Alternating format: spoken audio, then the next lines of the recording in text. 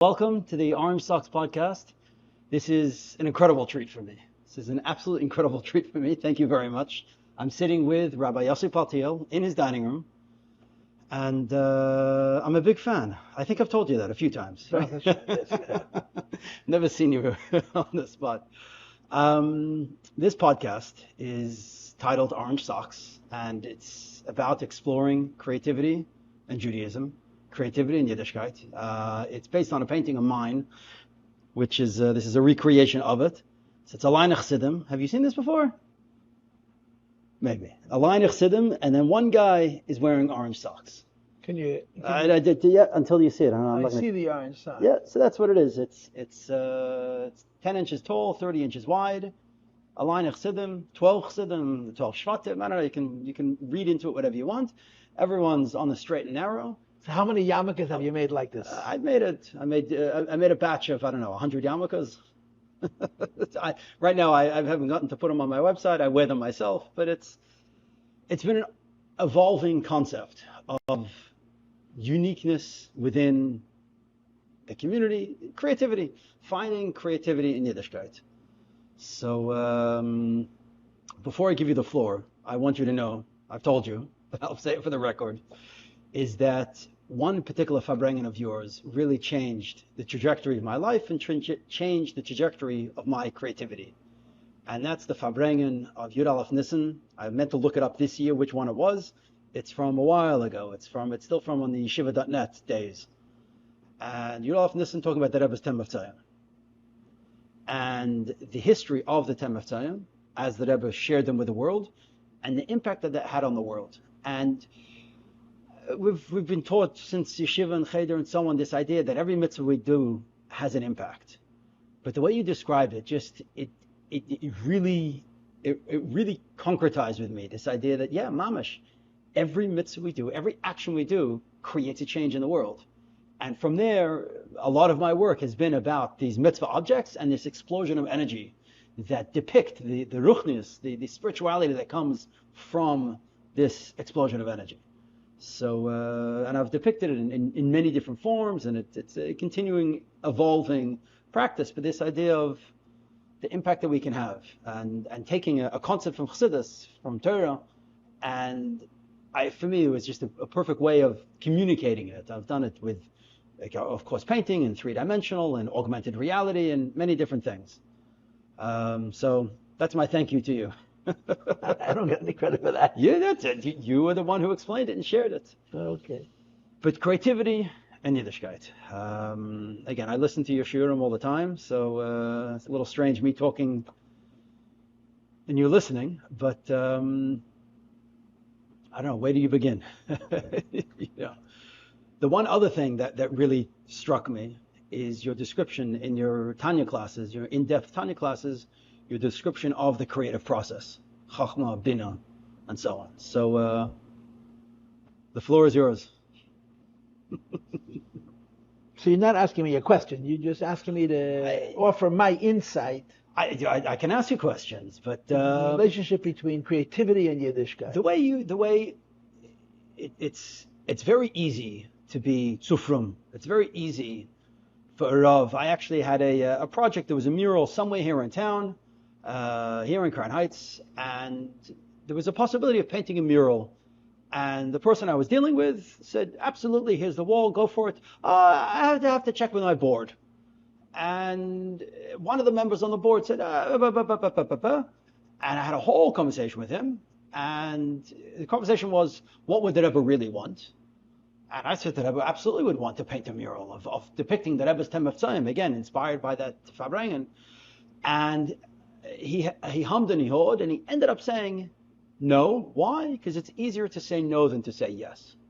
So it's very easy to say no to art. It's very easy to say no to creativity. It's very easy to say no to anything that's outside of the black and white, and but that's not what the Rebbe saw, and that's not the best way to live our lives, is to be tzufrum and to say no to everything. So where is the place for creativity?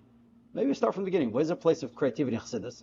What does Chassidus share about creativity? And then how do we get to implement that in our lives.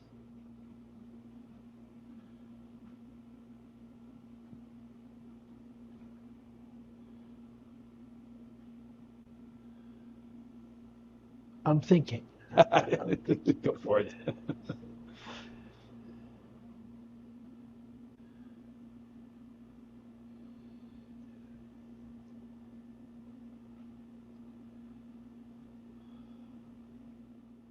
Let me begin with a very lofty idea, which is not directly connected to your question, but it does give insight into Yiddishkeit on a very ideal level, a very optimum level. And that is the idea of imagination. When I was a kid growing up, my father always talked to me about how important it is to have an imagination. The previous rebbe describes a lot the value of an imagination, to be able to re-experience things that have happened a long time ago and put yourself back in that space. And he speaks about himself as having an extraordinary ability to go into a different world using his imagination. What's interesting about it is, what's very deep about it is, that the Rambam has a sefer called Shmoyne Prakim, which is Introduction to the Pirkei Avos. And the Rambam's supposition when it comes to Pirkei Avos is that the Pirkei Avos is the book of Chassidus. Other people hold that Pirkei Avos is before Judaism. The Rambam holds Pirkei Avos is after Judaism. It's about Chassidus. So he feels obligated to define a chassid. Before he opens up the Pirkei Avos, he has called Shmoyne Prakim, the 8 chapters, where the Rambam talks you through the steps of a chassid. And then he provides interpretation of every Mishnah in Pirkei Avos based on the criteria that he set in the beginning, that Pirkei Avos is Milsa de Chassidus, about Chassidim.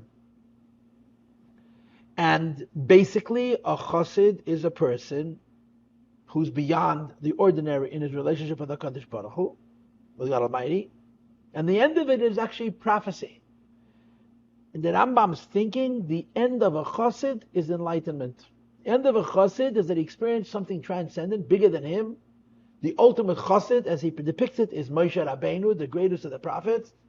And he sees it as the evolution of a person, a human being, who engages with Hashem, not just to the extent that he must, but as a labor of love, and he's singularly dedicated, and he's healthy, and he's focused, and he's intelligent, and he's aware, and he's locked in, and he's persistent. He continues to sustain a way of life that's higher and purer, achieves Chassidus, and the ultimate end to Chassidus is prophecy. And prophecy basically means you pursue God and you actually meet Him. I mean, that's a simple way of describing what prophecy means.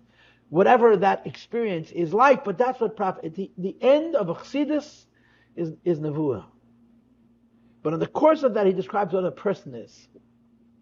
And he divides a person up into 5 souls. Amongst the Rishonim, there's many opinions about how many souls we have within our soul.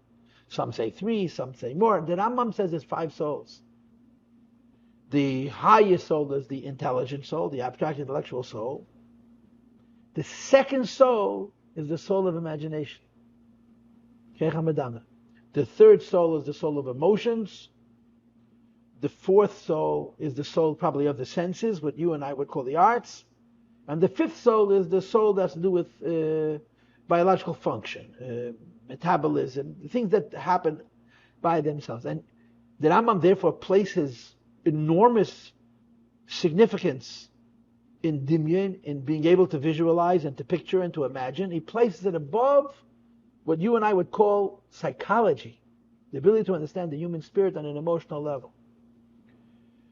And if I'm not mistaken, then in the Mirei Nevuchim, the second section where he talks about prophecy, he also raises it. And the reason he considers the soul of imagination so important is because imagination is one of the requirements for enlightenment. In order to experience prophecy, you have to have an ability to visualize. So this is a fascinating insight that, like everything else, can be very easily misunderstood.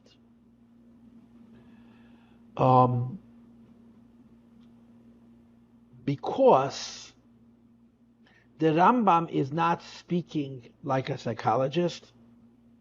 The Rambam is not speaking like an artist. The Rambam is speaking like a rabbi, like an authority on Torah. In other words, there is an ideal, there is an optimum, there is a maximum and precise use of imagination that's literally a religious experience. It's not an interpretation of religious experience. It's not a variation of it. It's not a manifesting it is literally a religious experience, and it's prophecy. And that in order for a person to experience prophecy, they have to be able to create vision, because prophecy is an inspiration. An inspiration needs a vision. And that vision is a reflection of the enlightenment of God, who gives the person the prophecy, and the character of the prophet. It says in Sfar, even though prophecy is a communication from God, the nature of prophecy is it's a communication of God to a person. And that individual's conditioning and personality and tendency affects the nature of the vision, of the visualization. So on the highest level, imagination is a directly religious experience, meaning it's not an adaptation of Yiddishkeit, it's Yiddishkeit itself. Exclusive of a mitzvah, exclusive of the act of a mitzvah per se. It's it on its own. It's not imagination within the context of a mitzvah. It's imagination that culminates in enlightenment. There's a communication man to God. That's not a spiritual experience, that's a religious experience. In other words, it's not an experience that can be explained in different ways. It's the truth. God is talking to a person. How to juxtapose that against commandments is an interesting question, although there is a commandment to listen to a prophet. There's a commandment for a prophet to behave in a way that's consistent with the life of a prophet. The experience of prophecy itself, is it a commandment? It's an interesting thing that I need to consider. But certainly this is, I guess, the most ideal version of what you would call creativity. Because in this model, the human creativity is synthesized with the divine so completely that the human creativity is attributed to the divine. It's as if the vision that I have, that whoever has, which is based on his imagination, isn't his, it's God's. That's what makes it true. Prophecy. So that presents you with the highest form of the creative process. I don't like to use the word creative process because I'm not an artist, but to me, I like to use the word arts as opposed to the creative process. I appreciate that the creative process produces the art. I don't understand the process. I think I have a sense of the creations, of the forms that result. Right. So from a religious perspective, right? Obviously, Torah is an intellectual body which we study intellectually, and you have to understand it. And the creativity is in the interpretation. The creativity is in asking original questions. The creativity is offering new insight within the parameters of logic. And then, of course, there's the mitzvahs, the Shulchan Aruch, the things that we need to do. And the creativity there would only be Zek Keli V'Anavehu. You can't change the mitzvahs, you can't adapt the mitzvahs, but you can beautify mitzvahs like a beautiful eseg or a beautiful sukkah. But that creative process is very, very contained, because there isn't, you can't change the mitzvah because your imagination likes it, right? In a few weeks we're going to blow shofar. You can't blow a shofar from gold.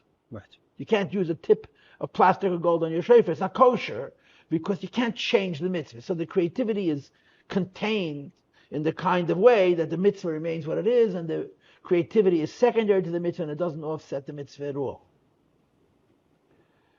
And then there are the arts, right? In the Chabad culture, of all of the senses, the one that immediately comes out at you is song. Because the Baal Shem Tov, and then the Alter Rebbe, the founder of Chabad, and then all the Rebbes after them, placed enormous primacy on singing. The Alter Rebbe wanted Hasidim to sing. There's a story that's incredible, really incredible, that the Tzemach Tzedek, Alter Rebbe's grandson, was extraordinarily musical. He was brilliant, naturally, innately, to such an extent that he'd find himself singing when he didn't want to sing, in the middle of a study and so on. We're talking as a child. And he saw this sensitivity to music to interfere with his intellectual concentration. So he broke it. He didn't allow it expression, so that he should use just his mind to be a scholar, an intellectual, and not that the music shouldn't get in the way. Years later, and he was still very young, Chassidim came to him. He was the Alter Rebbe's favorite grandson. And they told him that the Alter Rebbe used to meet people privately in Yechidus, in private audiences, and he had discontinued it to a great extent and replaced it with the Tanya. And they said to the Tzemach Tzedek that we study the Tanya and it doesn't work for us. We need instruction directly from the Rebbe. We cannot find the adequate direction from the Tanya that we should figure out how we should serve Hashem based on individual personalities and natures.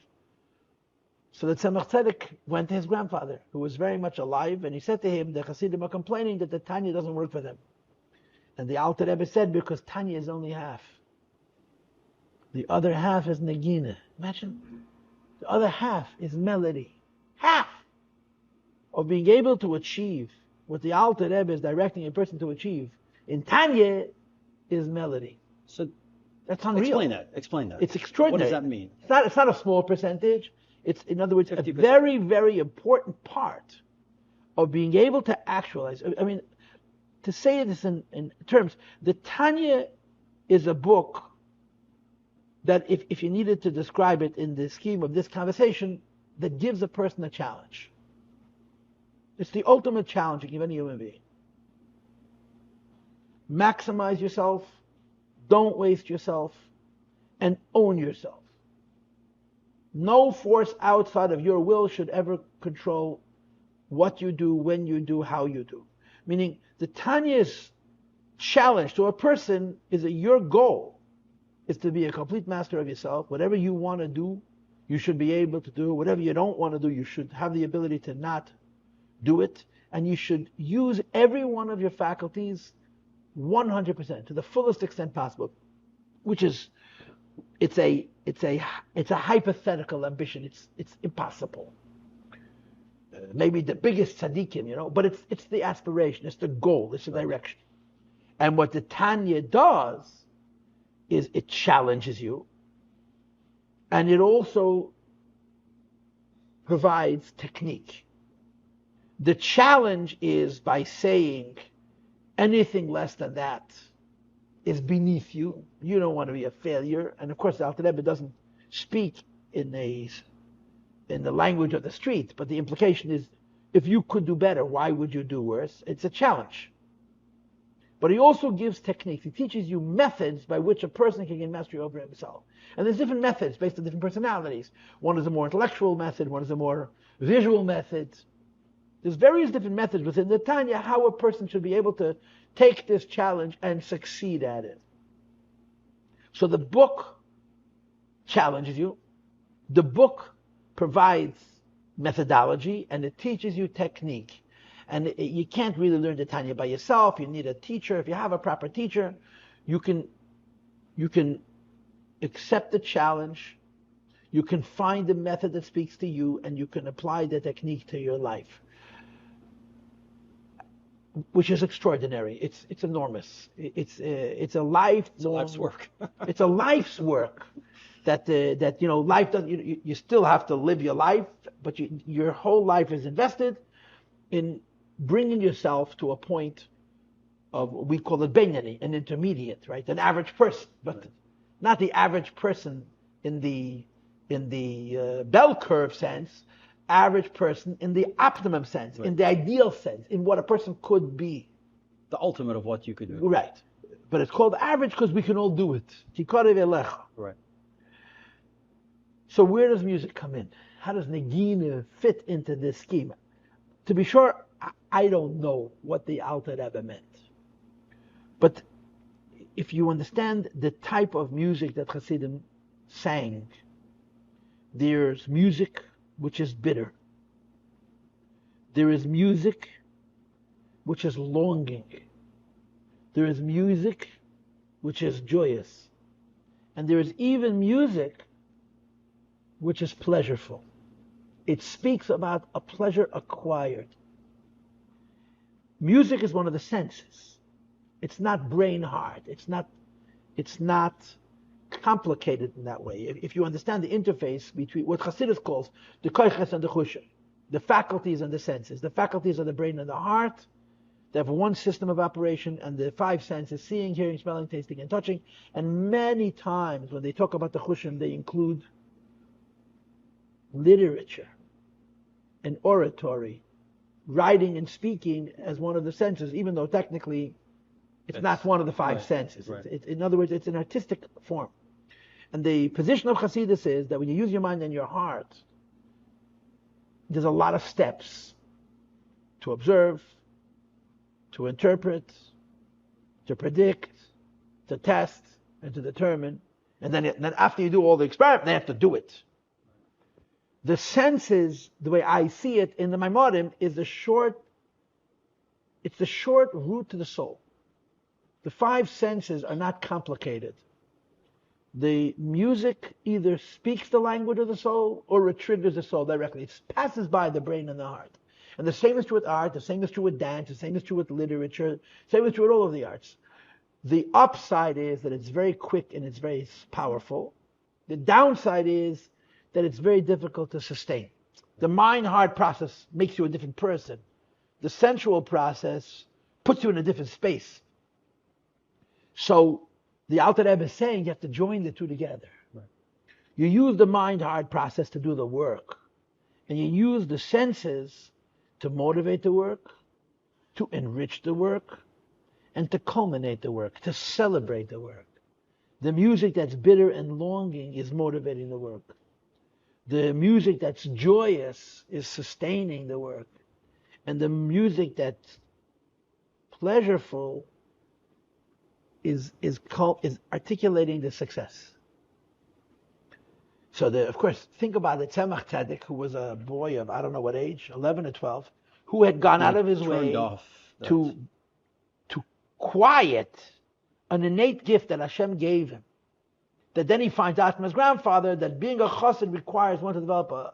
So he must have turned that sense back on, because it's known that his son, the Rebbe Marash, his son and successor, Rebbe Shmuel, would say that he could listen to his father sing and know what he was doing. The music reflected, whether the music was, it spoke whatever was going on in his life. Music, Tzemach Tzedek was a master intellectual. He was a real scholar, a real Talmud Chacham. Music is a different part of the person's nefesh, but they complemented each other. He said, I know what Gemara he's learning, what the kind of music he's listening to. Yeah. Music is simpler and deeper. Scholarship is much more complex, much more engaged. It's much more of a labor. And when there is the scholarship and the music, I could listen to what he's singing, that his son said, and I could know what he's studying. Meaning the music spoke the mind in a way that was simpler than the mind. And I believe it served the purpose of motivating the mind, it served the purpose of sustaining the effort of the mind, and it served the person of graduating the mind, of celebrating, of culminating the mind. So, and that's accessible to all of us? On our level. Every person is in a different world, we're on a different level. What I want to say before we get to us is that, to me, what the Alter Rebbe tried to do, you can argue, is to put a square peg into a round hole. Is that possible? Because by definition, the arts, each one in its own way, is about form. Now, artists are creative, for they create new forms. Right.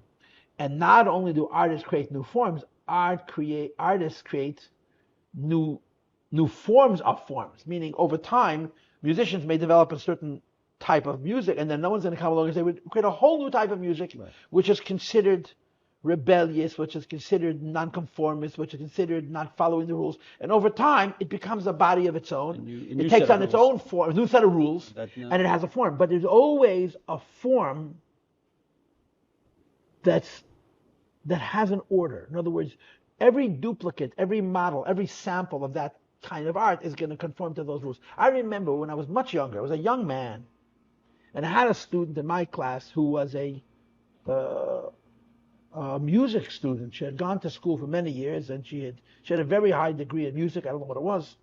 And she said to me one day in class that the professor, the first day of the year, brought in the Taimei Kriya, the trop, the melody that we have of the notes of the reading of the Torah. And he said to his students, this is the oldest form of musical notes. Interesting. Which is fascinating. And then we talked about it. She was in my home, and she said something to the effect that music is about order, and structure, form. And I, at that time, was taken aback. I thought, that's the realm of the brain and the heart. The whole idea of art is that you can go any place. She says, no. If you don't have order and form to music, there's no such thing as music theory. You can't learn it, you can't teach it, because it has no structure. When you study music or art or dance in school, it's all about a form. Now, there's room to create new forms, there's room to develop forms, but the rules, it fits in a box. But you don't break rules, you create new ones. So, by definition, art is about aesthetic form. Religion, and I don't just mean doing a mitzvah. I mean faith. I mean humility. I mean intimacy with God. I mean the pursuit of truth. You know, one of the most under-discussed phenomena in the world in which we live, even in the arena of religion, is wanting to do something just for God. But then altruism is by definition antithetical to form that has patterns, to form that has rules and order, because it's so individual, it's so personal. A person who's genuine in his relationship with Hashem looks a certain way. A person who's genuine with the Eibishter is repeating the model of somebody else. By definition, that's impossible. We know that a lot of us are conformists. Well, going back to what you're saying about prophecy, that each prophecy is right, and that's on a much higher level. Right. Prophecy is at the level of the greatest of the great. That's but now we're bringing it down a couple of notches, right. Many notches. We're not even talking about rebbes. We're talking about Chassidus. Right. The Alter Rebbe created Chabad Chassidus. The Baal Shem Tov created the Chassidic movement, not for himself, for you and I, for people like us. Maybe they were more intelligent, maybe they were more focused, maybe they were harder working, maybe the lives were simpler, so they were much more engaged with the Eibishter. But it was about emes. It's about a personal relationship with God. And to attach to that an art form that by definition is a form seems like a contradiction. And it isn't. It's hard to explain why it isn't. The previous Rebbe in his talks will speak about the fact that you will find Hasidic melodies that break all the laws of musical theory. And he says why? Because musical theory requires certain sustained, consistent structure. Hasidic melodies reflect a personal relationship with God, and it cannot afford to sustain in a constant way a box, a rigid form. It'll step out. The beat will accelerate, the beat will go slower, even within one piece of music. So there's that. But there's something ideal. And what's ideal is the music, is the melodies of the tzaddik. The nigunim composed by our rebbes. And of course Chabad is 7 rebbes, and we have our music.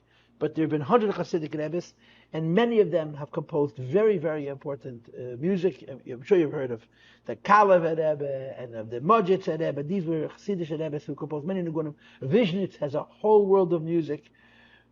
The nigunim composed by the tzaddikim is true. It may be beautiful, it may be artful, it may conform to musical theory, but it's not a compromise. They're carrying a religious truth. It's not the same level as the first thing we discussed, which is prophecy. It's a couple of levels lower. even though it's beautiful, it's absolutely religious. It's not an interpretation of religion, it's religious. This is very special. Now, how does that contrast to Nigunim created by Chassidim? So I'm getting there. Okay. If you give me, I'm taking my time. So this would be a second step, right? Then you have the music created by Chassidim. Music created by Chassidim is first art and then Chassidus. Now it depends on the Chassid. Right. We know of famous Hasidic composers who some of them composed many Hasidic nigunim, like the Charitonovs. We know many great Hasidim who had one nigun. This was their nigun. Yeah. Rabbi Hillel Paritcher had many nigunim, which was a gadol shebagdolim. He was a giant of giants. He was a holy man, but he was also very musical. He composed many nigunim. Most Hasidim of the earlier generations have their nigun, one nigun. Because the nigun was their language, and they didn't need many nigunim. This was their essence, right? This was their language. So this is where it gets tricky. The beginning of the complexity, because they're not the kind of people that the music is an expression of their soul. The music is an expression of their creativity, but they're aligning it with their soul. And I think two things can be said in this arena. The first is, the more genuine the person, the more genuine the music. And the second is, the more that music was used in avodah, in davening, the truer it became. In other words, I feel that there are songs that we Chabad Hasidim sing, and I'm speaking of Chabad because that's all I know, that were compositions that are 100 years old, 150 years old, maybe even 200 years old. But over the course of this time, many, many people have spoken these melodies in their search for God, in their desire to develop a personal relationship with Hashem, in their prayer. And they added more and more truth to these melodies. In other words, if you would hear these melodies as they were composed, they were probably more ordered. But first of all, the composer was a chassid. Right. So he was in the middle of his journey, and the music was not just music, it was music as a part of one who journeys. But using the music in that journey over time brings that nigun closer and closer to a divine experience. You never reach it. Right. You can't. To use classic language, you can't do this from the bottom up. You can only do this from the top down, like the model of prophecy and the model of the nigunim that we have from our rebbes, from our tzaddikim. And this is the beginning of the question of the creative process. This is the beginning of where it gets interesting.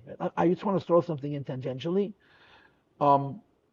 There is a form of negina which is not unique to Chabad. I guess the right word is, it's unique to Ashkenazic Jewry, to European Jewry, that's called Skarabova Negunim. Skarabova, the previous Rebbe used that word in the Sikha, Skarabova Negunim. Skarabova Negunim means the classic songs, the plain Negunim. When a Chazan goes to the Yomid and he davens with a typical nusach, it's called Skarabova.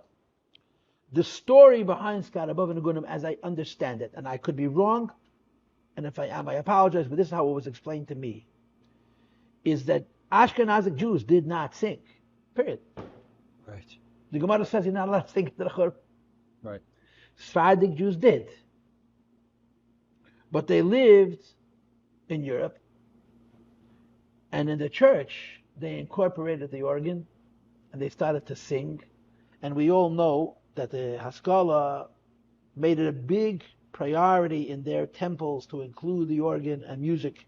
And it was really imitating what was going on at the Christian church. And again, if I understand it correctly, Chazonim find themselves standing outside churches, listening to the melodies and creating the nusach. Wow. No. Just no. Okay. So at some point, and again, if I understand it correctly, and I may be wrong, the Maral Prague, which is a very long time ago, 400 or 500 years ago, asked to be inspired with music from heaven, so that our nusach should not come from a non-kosher source. Right. And the standard negunim, like you're not going to find an Ashkenazic Jew that doesn't sing the same kol nidre.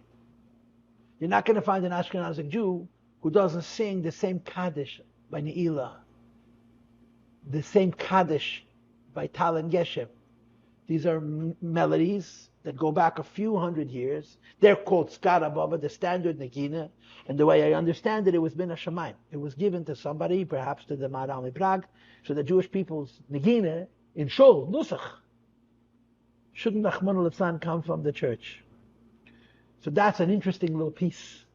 So when we daven and we follow the Nusach that our ancestors daven, and every community adapts it, you go into 5 different shuls, you see that the melody is the same, and at the same time, the melody is distinctive. Every community adapts that melody to their nuance. It at its essence, it's the same, and it slowly changes over time. So you want to interrupt me? Go ahead. I mean, a tangential question, but you're just describing the value of music in Avodas Hashem, and yet by the Churban Bayis, music is shut down, and for 1,500 years. European. What this is supposed to mean. I hope it's been recording. You're going to edit, right? I'll edit. Yeah. I think it's fun. For 1,500 years, European. I don't know if you were. European Jews were. European Jewry is not 1,500 years old. But how could it be the Churban Bayis said, okay, that part of connecting to God is over? Yes, there's the joy of music, the live music and so on. But if music is so central to our service of God, how was that taken away from us? And that it was only and that they had to go stand outside the churches to find music for the Maharal to. That's a separate. I mean, it's a tangential on a tangential, but it strikes me as, is it just joy, or indeed is there so much more to it? And then how could we have not been given access to it? Or we can leave that for another time. Well,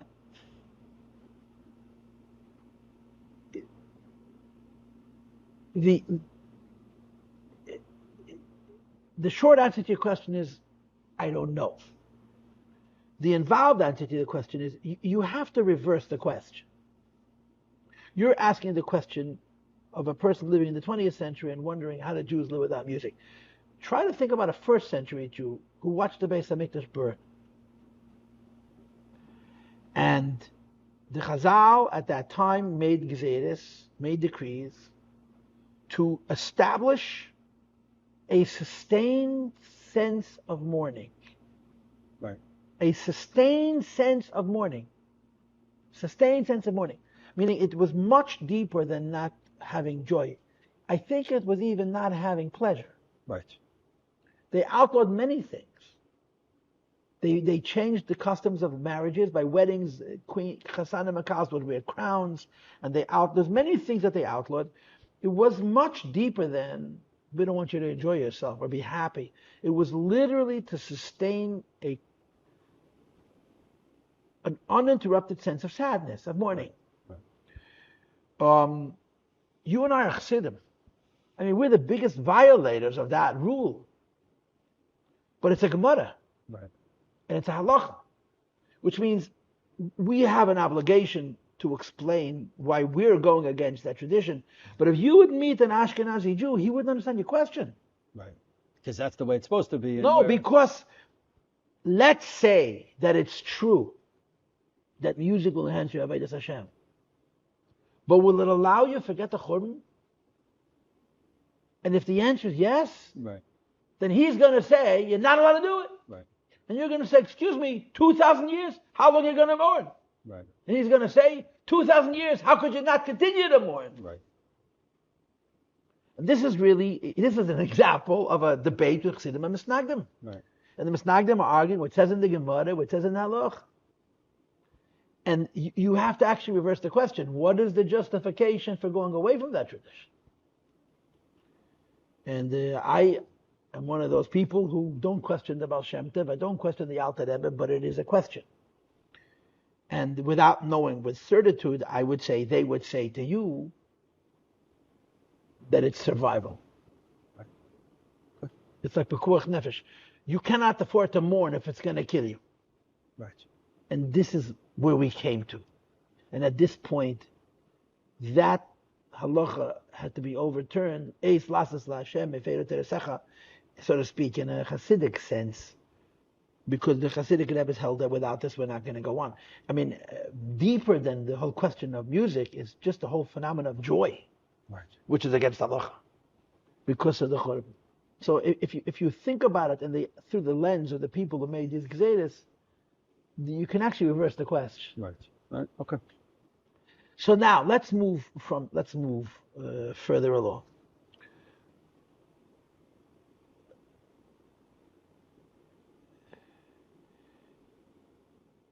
Classic Hasidism placed a lot of emphasis on music. There's no question. Every Hasidic group had a style of music. The Jewish people, the Jewish Hasidism, who was more under the Habsburgs, their music sounds like a waltz. Their music is a reflection of the culture in which they lived. And the Russian music is the more melancholy music, which reflected the song of the Russian peasant. I really know very little about music. I shouldn't even try to speak to it. Different Hasidic groups sang songs reflecting their culture. Each community incorporated this music into their lives.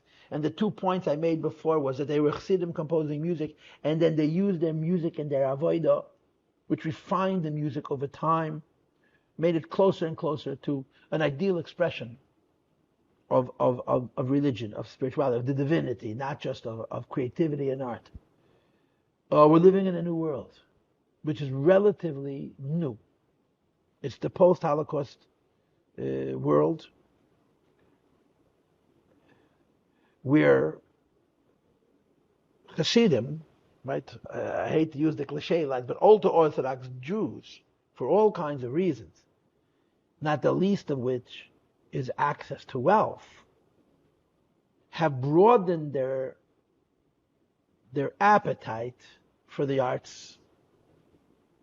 And in every year of Hasidic life, there is this tug, this push and this pull about what is traditional versus where are we going, right? There's the purist who says, my grandfather didn't do it, I'm not doing it.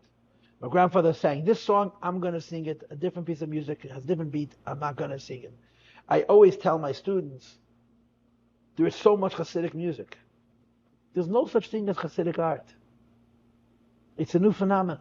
Right. In the old country, a Jew, the average chassid couldn't afford a piece of art. And if he paid a piece of art, it was a bowl with a fruit. Right. Well, there was no one, either there was no one creating it, or it was not a part of their world. It wasn't part of their world. Right. Music was. Right. Music was, but art wasn't. And to give you a whole nother example, food. The culinary arts. Everybody ate the same foods. Right. And now you come into a world where people are trying to do new things, and you have this meeting of the old and the new, where people who are very frum and very Hasidic are saying, this is bad. We should explore because it's alternative forms of speaking the language of Hasidus, of speaking the language of pursuing our personal relationship with the Eibishter, of speaking the language of motivating us to work hard and to succeed and to have faith and to have joy and all these other things. And the pushback is saying, this is a dangerous place to go because it's a bottomless pit, and who is the moderator? Who decides where the line is? And it really is a complicated question. I believe that the Rebbe gave guidelines. The Rebbe gave guidelines in music. The Rebbe gave guidelines in art. The Rebbe told David Nachshon, who is now deceased, Olav Shalom, that nobody has ever elevated the art form of visual arts. The Rebbe told it to him that no Jew ever took the art form, the visual art form, as opposed to the melodies and food and other things, and used it in Avodas Hashem, and you will do it. You imagine a Jew who lived in our generation was told by the Rebbe that never in the history of the Jewish people has anybody taken the arts and incorporated them into Yiddishkeit. They haven't tried, or that they hadn't succeeded? I believe he said that they hadn't succeeded. This is your mission. The Rebbe paid for him to go to school. The Rebbe looked after him. So it's a new world. It's a new world, and these are great challenges. And of course, in Chabad, for obvious reasons, we're at the eye of this storm. We're at the eye of this storm, on the one hand, pushing change. On the other hand, we're also in the eye of the storm of being criticized for being a little bit too open-minded, too liberal, maybe more than a little. And we have an uncertainty in our own camp. We have an uncertainty in our own world. So what is right? When is developing the creative arts in bringing people closer to the Eibishter, and when is it taking on the fence that separates the Haredi world from the mainstream world and just saying, whatever you want goes, and then somehow making it kosher by putting an OU symbol on the bottom or something like that? It's a tough question. It's a very, very difficult question to answer. And I think the answer has many criteria. And certainly one of the criteria is the motivation of the artist. Yep. Orthodox Jew, a Hasidic Yid who is an artist, is in two worlds. And unless he's a tzaddik, like a prophet or like a rebbe, those worlds are partially conflicted. Yeah. No. To say it in philosophical language, if you're going from the bottom up and your relationship with God is from the top down, they will never meet precisely and absolutely. There will always be a grinding of the parts. There will always be friction between this world and this world.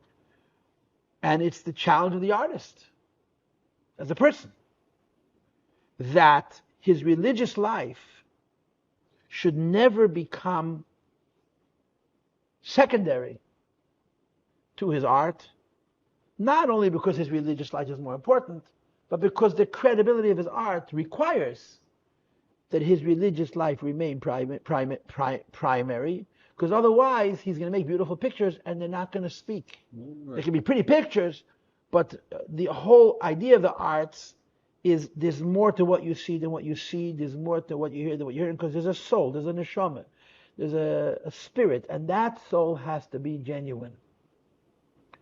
So every artist has to ask himself every day, is this l'shem shamayim? Am I doing this to make the name of God greater?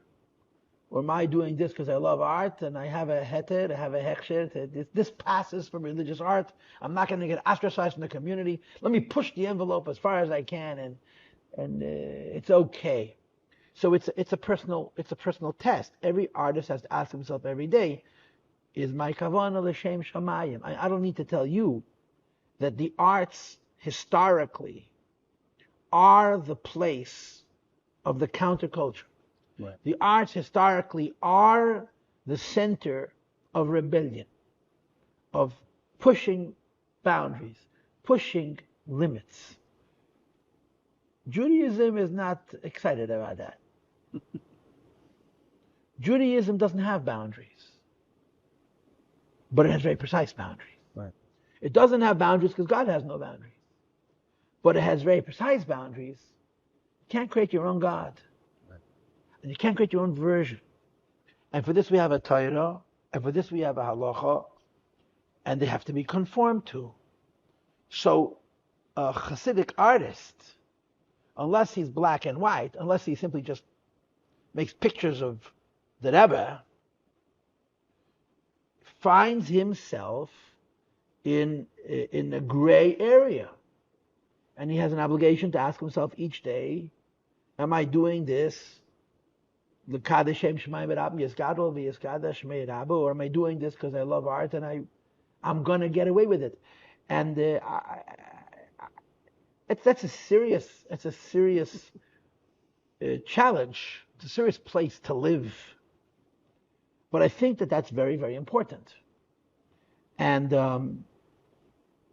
I'm the quote rabbi, yeah, I'm not the artist, yeah.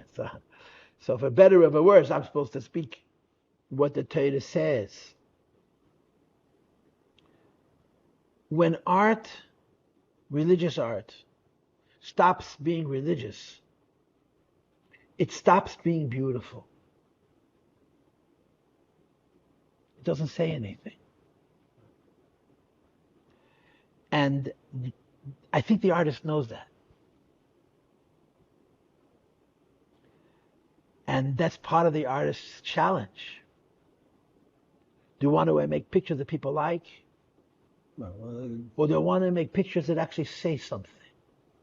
Well, that exact challenge is something that even without Religion. Judaism, Yiddishkeit, and so on, that's a question on artists that you... Right. And in this case, there's so much more weight to it. It's the barometer. In other words, if issue 1 is my art should be beautiful, and issue 2 is my art should be l'shem shamayim, issue 3 is if my art is not l'shem shamayim, it won't be beautiful. Right. But we live in a phony world. We live in a fake world. And the phony world and the fake world is not out there.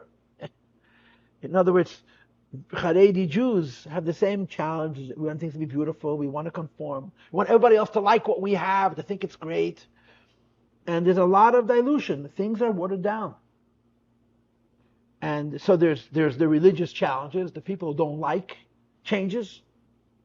In other words, the cultural religious pushback against change. And then there's the personal challenge that if you want it to work, it's got to be real. If it stops being real, it stops working. So your question is, I'm talking for I don't know how long, 40 minutes. Your question is, what is the place of creative arts in religion? I think the answer to your question is that Rebbe held very firmly that you're not allowed to waste the talent. Whatever gift you have, you must develop. Whether it's choreography, or it's visual arts, or it's music, or it's prose, or it's rhyme. You must develop every talent. And over the years of the Rebbe's Asiyas, you can see story after story after story where the Rebbe overruled traditional Hasidic norms and encouraged people with skill and gifts to develop them.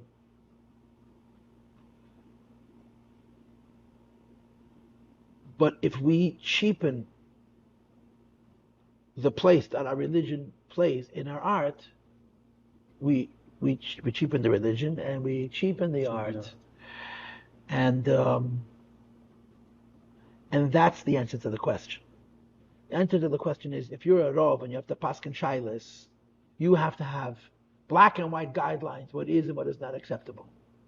Now, in this question, for example, you would come to a rabbi with a question on a piece of music or a piece of art. Now, where does it say in Shulchan Aruch what's kosher and what's not kosher? So one of the things that people would argue is, this art looks like that art, and that art is no good. Which means you start with this and you end with that. So you're going to put up a fence. So when do you put up a fence? And where do you put up the fence? And how rigid is the fence? These are tough questions. Well, intention, as you said earlier, intention. You see, but a Rav cannot deal with intentions. A philosopher can. A rabbi needs to paskin with black and white criteria, right. Which means, on the one hand, he tolerates more, on the other one, he tolerates less. A Rav is allowed to say that I believe that this kind of music is going to lead to this, and therefore outlets coming. He has an authority. Right. So Rabbonim deal with absolutes. But in this case, the absolute is not what it is per se, but where it's going. Right. So the challenge on the artist is to present it in a kind of way that's within those parameters. And then the artist's job is to do his or her best to fuse their faith, their religion, and their art. It should speak something that's meaningful and religious. It's never perfect, but from my observation, when artists become more plastic, they become more conformist, they become more concerned with form than with substance, the art is not as beautiful. So it's tricky. It's very tricky. It's very tough. I'm not in a position to have to answer these questions, but I think both of these things are true. The Rebbe was all in favor of developing the arts for all kinds of reasons, including the fact that you're not allowed to waste a skill. Hashem gave you a skill. If you don't use it, the Gemara says, Who was a fool, and the correct translation of Shaita is an idiot, but my wife doesn't like when I say idiot on the internet, even though, as they say in Yiddish, Sein Megen, you can be an idiot, you just don't use the word, So the Gemara says, Shaita, who is an idiot, if you waste something that was given to you. Right.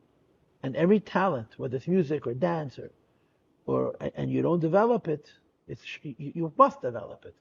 But you have to develop it as a from Jew, as a Haredi Jew, in a way that...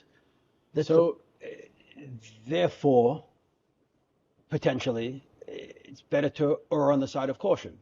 Safek bracha lahakel.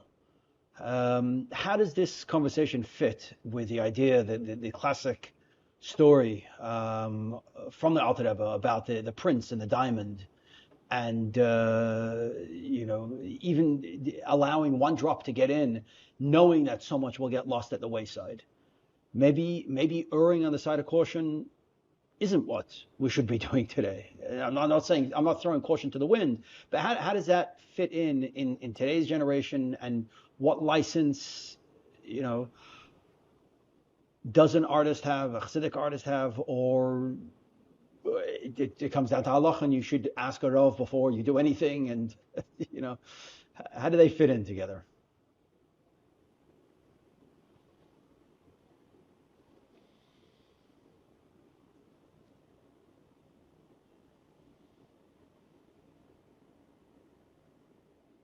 I think the artist should push the envelope. But when the rabbi pushes back, he should pull back. I don't think a person can be involved in this, and his interest is L'Shem Shamayim. If you don't care about the Eibishter, then this question is not a question. If an artist's concern is to create music and to create art and to create dance and to create food and create fashion, that's going to be Zeh Kelim unveiled, that's going to make Hashem more beautiful, I don't think it's the artist's job to worry about that question. I think it's the artist's job to include in the decision making another person whose job it is to keep the fences. To keep checks. It's two worlds. I have students that are involved in various projects. Former students involved in all kinds of projects. And maybe I shouldn't say this on the air, but they've come, Rabbi, we want to have a rabbi on our committee. And they're doing creative projects, and they're doing controversial things, a lot more controversial than art. Trust me, these are social engineering kinds of things within the community and in the schools and for adults, for children. I don't want to go into particulars. And they say, Rabbi, we want you to be our official rabbi on board. I say, I don't want to be your rabbi, because I'm going to be a rabbi, I'm going to shut you down. If something that I don't like, I'll tell you. I think so better that they should keep doing it? They should do it, and they should consult. The rabbi, in other words, one of the things about religious people is that we have this notion that everything we do is religious, and it's not true. It's supposed to be, but it's not. If you ate like the after of, your food would be holy. Otherwise, your food is food. Right. But there's a halacha that says how a yid eats. And the same is true with many, many things.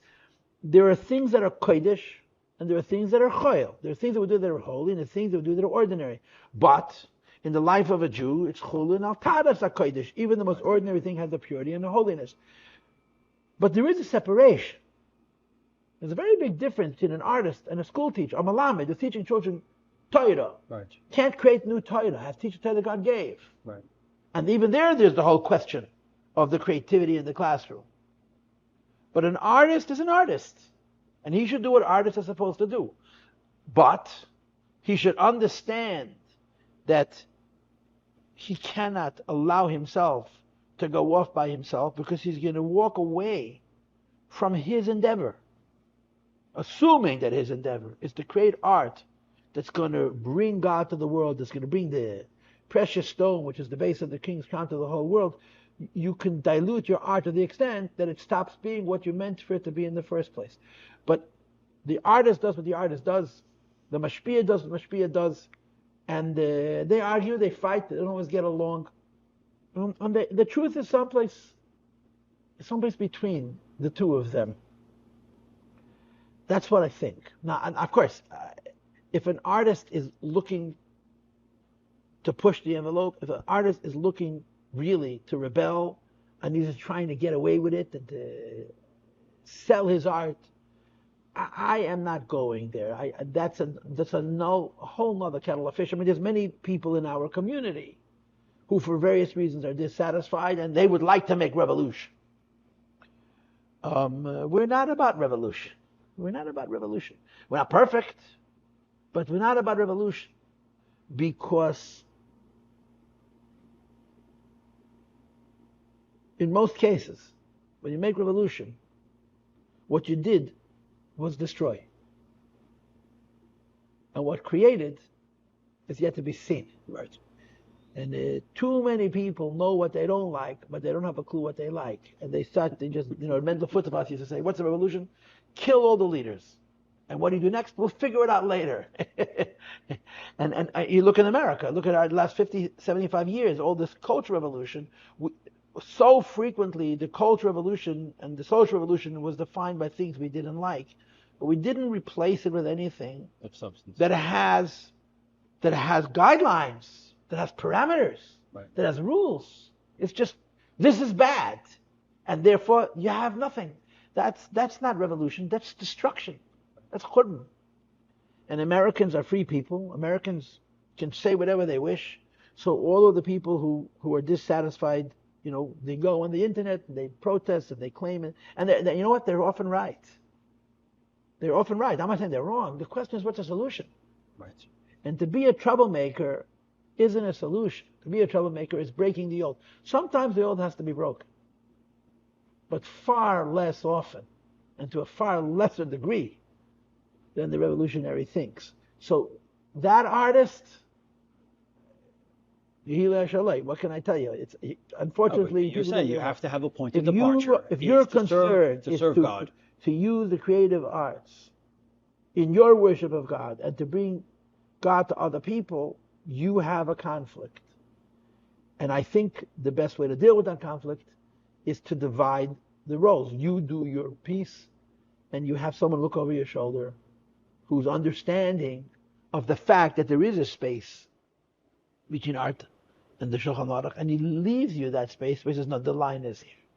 And from the Rebbe's perspective, is it about the artists creating the art for themselves, is their own avodas Hashem, or is it about impacting others?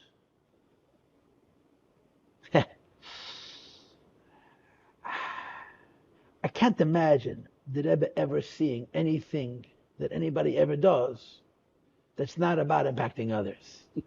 The Rebbe turned the tables around. Your relationship with God is determined by who you bring to God, which is so antithetical to the tradition, and it drives people crazy, but that's the position. If you want to be close to Hashem, bring someone else closer. So this is true of the creative arts as well. In other words, 100 years ago, that may have been a question. But if you're a Chabadnik today, your use of your creative arts to bring yourself close to Hashem is determined by it bringing other people closer to Hashem. And you know what? I actually understand it. It's not just about being a martyr, but putting other people ahead of yourself. It's about clarity. One of the most difficult places, to be honest, is with yourself. But it's much easier to be honest with somebody else. So your honesty to somebody else actually motivates a greater self of personal honesty. So in being a mashpia, in inspiring other people to closer to God, you find a more genuine path to God yourself. So in other words, what the Rebbe is saying is not only, there's a fire burning and we have to save lives, so you have to put someone else before yourself. It's actually, in America, the world in which we live, one of the most sure ways to maintain that we don't flutter away from the right path without even realizing that we fluttered away.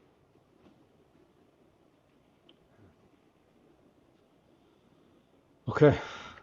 We could keep on going, but it's late. I didn't think I came up with something. Not bad. You sat for a moment, you thought, and you produced the whole share. So, Rabbi, thank you very much for your time. It's my pleasure. I end these podcasts with one formal question. One scripted question is, what's your advice for young creatives, for them to find their orange socks, for them to find their creativity? I am not a creative person. I'm not an artist. I'm an intellectual. In my fields, I think I'm quite creative. But it's creativity isn't drawing. Creativity isn't but the arts art. are different. Creativity is chachma bin adas. No, there's a difference. There's a difference between creativity within the parameters of Chassidus and Torah, because the rules are so clearly defined. Art is a very open field.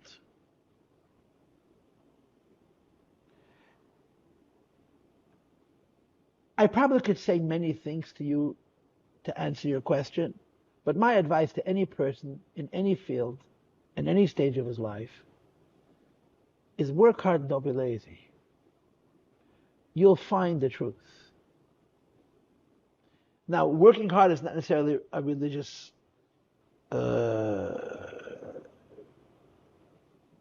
criteria, but it's a human one. If you're working hard, you're going to produce a meaningful product. And if you're going to be cheap, you produce a cheap product. And ultimately, its religious value will reflect the same. Right.